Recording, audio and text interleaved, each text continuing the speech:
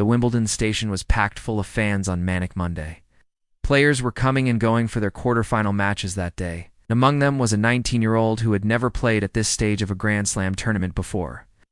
That teenager was about to make history. He ended up losing in 5 sets to Novak Djokovic, but he still became one of the youngest Grand Slam finalists in the Open era. That player is Carlos Alcaraz. Hi guys! Welcome back to another mini biography episode. Today we'll tell you the story of Carlos Alcaraz, the Phenom from Spain. Before getting into tennis, Carlos was fond of playing football, or as the Americans would call it, soccer. His father, Carlos, wanted him to follow in his footsteps and become a footballer. The elder Alcaraz played semi-professionally in Spain's lower leagues and even had trials at Valencia CF, one of Spain's top clubs. But young Carlos wasn't as interested in football as he was in other things. At age 4, he started playing tennis with a foam racket. And by age 8, he was already practicing with an actual racket.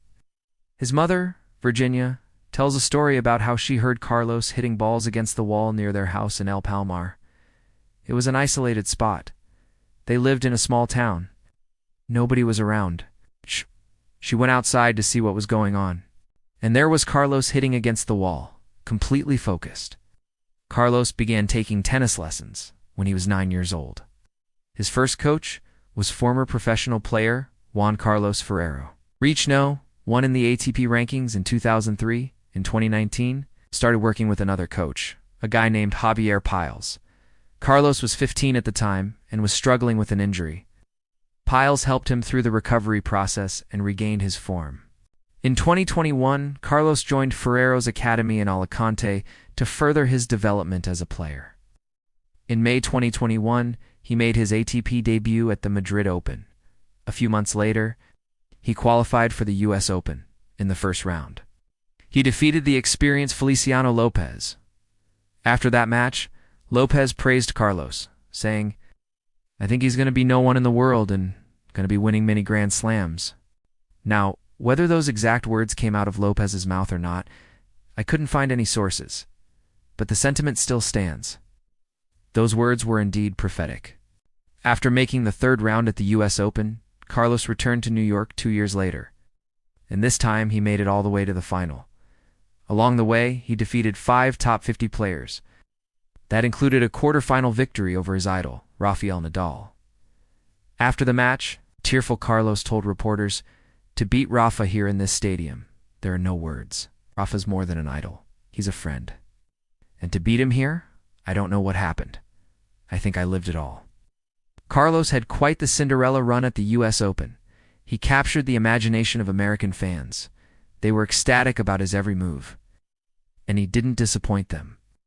In the final, he played one of the best matches of his life. He defeated Casper Ruud in straight sets to win his first Grand Slam title and become the youngest male Grand Slam champion since Ken Rosewall won the 1967 Australian Open. In his trophy presentation speech, Carlos said, "It's something I've dreamed about since I was a kid, to be No. 1 in the world, to be a Grand Slam champion. It's something I have dreamed about my whole life, and now I am living it. It's unbelievable." When asked about his future goals, he replied, "Why not? Go for the 4 Grand Slams, be No. 1 in the world, and win the Davis Cup with my team."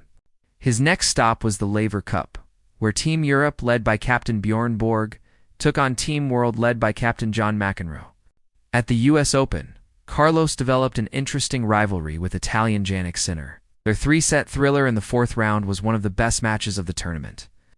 Later, both players admitted they knew very little about each other before the clash. "I didn't know how he plays, just that he's a great player," said Carlos. "Same for me," Sinner added. But after that match, they knew quite a lot about each other. They pushed each other to the limit. A couple of months later in Paris, the two faced off once again. This time Sinner came out on top in 4 sets. Both players were feeling the pressure of representing their countries at the Davis Cup. Once again, it was a close encounter, but this time, Sinner came out on top. Sinner and Carlos grew up on opposite sides of Europe. Jannik was born in San Candido, Italy, a town near the Austrian border. His parents are from southern Italy, and as a child, Jannik would visit them during the summer. One such visit would change his life forever. While on vacation in 2013, a 7-year-old Jannik hit some balls at a local tennis club. His parents showed him the sport growing up. But when they saw how passionate he was about the sport, they knew he should take it seriously. So they enrolled him in a tennis academy. Jannik credits those humble beginnings to his success today. When I go back to those places, it gives me a lot of motivation. Because I remember where I started, he says. Jannik rose through the junior ranks and caught the attention of the Italian Tennis Federation. They sent him to train at the famed Biography Tennis Academy in Florida. At the start of 2019, he was ranked No. 1 in the world in junior tennis. In April of that year, he decided to skip the French Open Juniors to play in the ATP Challenger Tour. His decision paid off when he won the title in Bergamo, Italy. In 2020, he made his ATP debut at the Italian Open.